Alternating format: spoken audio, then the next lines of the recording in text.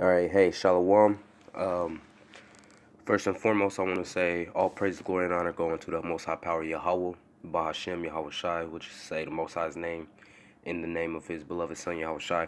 Double honors on to the apostles and the elders of Great Millstone that do real exceptionally well, and also Shalom, salutations, mercy, and blessings to all you sincere brothers that's out there that push this word with truth and with faith. My name is Thabwa Amath of Great Millstone Northwest. And I want to speak about today. I want to speak about our expectation. All right, and that's coming from the scripture. Two scriptures actually speak about our expectation, and I'm sure there's more. I'm sure there's a lot more, but these two I want to focus on particularly, starting with Jeremiah 29. Jeremiah chapter 29, verse 11, which reads, "For I know the thoughts that I think toward you, saith the Lord, thoughts of peace and not of evil, to give you an expected end." All right.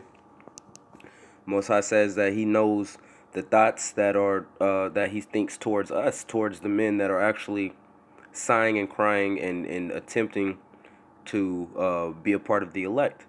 That he knows His thoughts towards us, towards Israelites, all right, so-called Negroes, Latinos, and Native Americans, especially the ones in their right mind. He knows His thoughts towards them, which are thoughts of peace and not of evil. Now, we are going through a time of temptation right now. We're going through a time of trials and tribulations at the moment, all right, to test us, to make sure that we are the correct metal. Most High is looking for a specific type of person, and He has to send us forth through tests so that way he can prove us, but He says that there is an expected end, all right. And I want to speak about that expected end, because that expected end is one that uh is glorious, Matter of fact, let me grab this other scripture that I had. So like, damn camera. I want to grab this other scripture that speaks about this expected end, all right, which is found in Proverbs chapter 23, verse 18, which reads, "For surely there is an end, and thine expectation shall not be cut off." Now, why does the scriptures keep on talking about the end? It's exactly as I said earlier. There is, right now, we're in a time of tribulation. We're in a time of torment.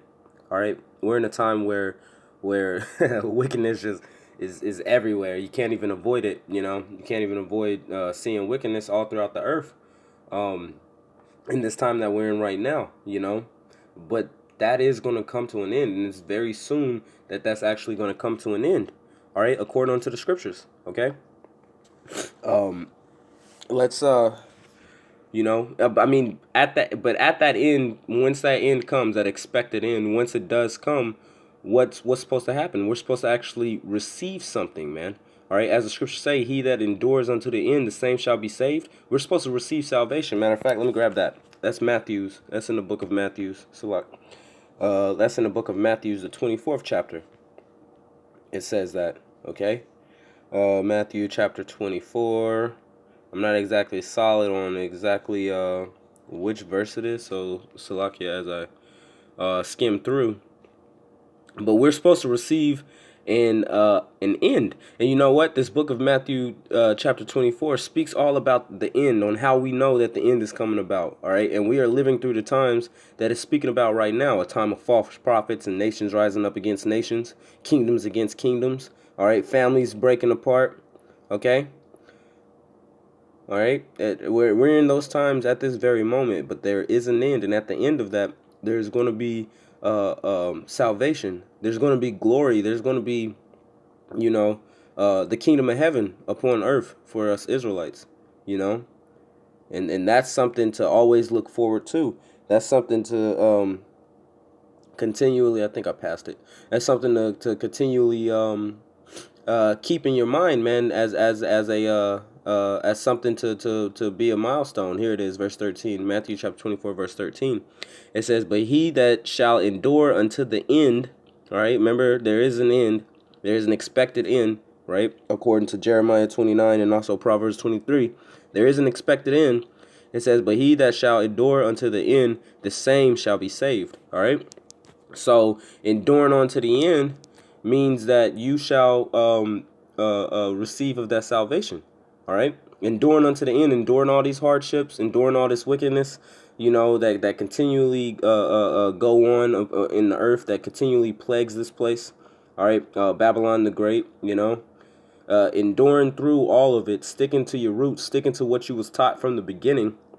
All right. From the apostles and the elders, going on down, continuing in this work of Yahweh Hashem Yahushai, it says that if you endure that all the way up until the end, to the moment that the missiles are dropping, then you the same shall be saved. Or if your end comes before that, all right, the Most High might pull your card before the missiles drop. You might have it to where something happens and the Gurga troops get you and they cut your head off. But either way, you have to endure unto the end, like the brothers that's spoken about in the Maccabees, the 7 brothers that endured because they didn't want to eat the king's pork.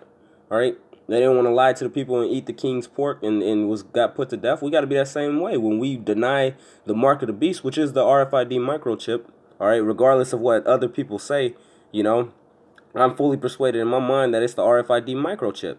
All right, I believe in my teachers that have taught me that. I see the signs of the RFID microchip. I see exactly how the world is turning towards that thing, and I believe that they are going to try to force people to take that into their body. And people are already willingly doing it, but I can see them forcing people to do it. I see the applications that they're going to use. I see the way that they're swaying all of technology towards it. So I'm fully persuaded in that. Other people aren't, but that's going to be on them. Hey, their blood is going to be upon them. We have to be fully persuaded in this thing, man.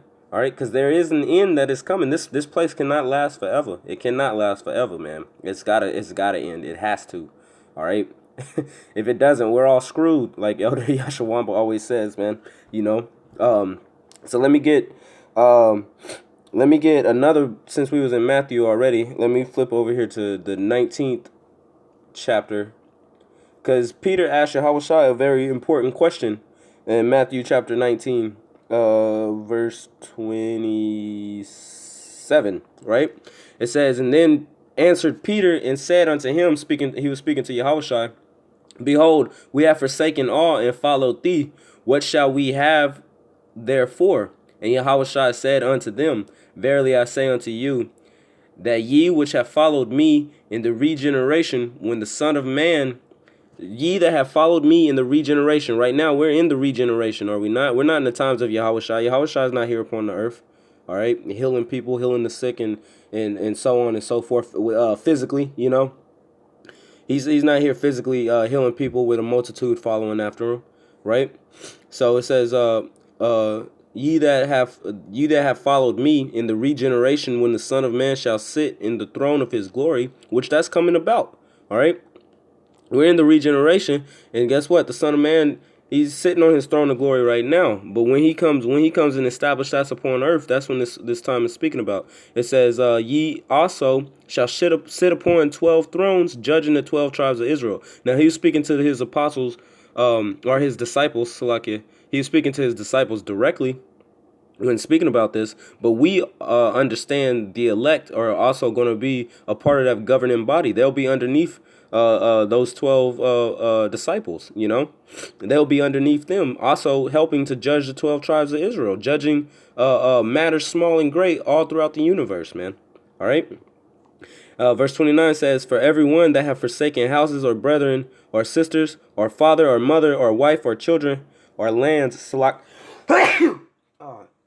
Salakia, or lands for my name's sake shall receive an 100-fold and shall inherit everlasting life.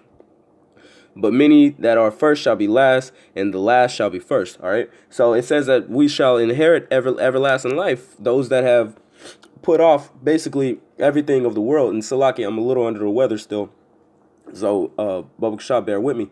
But they are going to receive those that have basically cast off this word, or cast off this world, Salak, to follow after Yahweh Ba'Shem Yahushai. It says that they are going to receive that everlasting life. That's that kingdom. That's what's to come at the expected end. That was spoken about in Jeremiah. All right, and then also in Proverbs that I started off the lesson with. All right, that's what's to come. That's something to look forward to, man. All right, and that's beautiful. I got one more scripture, and then dang, I keep doing that. I keep turning the camera over, so I'm trying to get back to this. Here we go. I got one more scripture that I want to read, and this is from Luke, chapter 22. This is from Luke chapter 22, verse 28, which reads, it says, this is Yahweh Shai speaking again to his disciples. All right, it says, "Ye are they which have continued with me in my temptations," because you know Yahweh Shai went through his diverse temptations. You know, and spiritually, right now we're going through a lot of temptations. But if you're continuing with Yahweh Shai, then this is speaking unto you. All right, it says, verse 29, "And I appointed unto you a kingdom, as my Father have appointed unto me, that ye may eat and drink at my table in my kingdom, and sit on thrones judging the 12 tribes of Israel." All right, so this is a precept to that Matthew chapter 19, verse 27. This is a precept onto that, saying that again, sitting on thrones, judging the 12 tribes of Israel, but also eating and drinking at Yahweh Shai's table in his kingdom, man. All right. Do you understand how much of a blessing that is? Do you understand the glory that's going to come behind that? All right. That's all to come at this expected end. So all we have to do is, as we read earlier in Matthew chapter 24, is endure unto the end. All right. Because the same is going to be saved. All right. So basically, that's everything I had pulled up for this. So like speaking about the expectation. All right. The expectation that is to come, you know. So there is something that we expect, as it is written, you know, whatever you reap or whatever you sow is the same thing you shall reap. So we're reaping these works for Yahweh Hashem Yahushai. So it only makes sense that or we're sowing these works, should I say, Salakia. We're sowing these works for Yahweh Hashem Yahushai, and the Most High is faithful. So everything that we're putting down, he's going to give it right back unto us multifold, man, you know. So Lord willing, that message was received. Again, I'm giving all praise, glory, and honor unto the Most High Power, Yahweh, Bahashem, Yahweh Shai. Double honors unto the apostles and the elders of Great Millstone that rule exceptionally well. And shalom, citations, mercy, and blessings to all you sincere brothers that's out there pushing this word with truth and with faith. Until next time, brethren, I say shalom.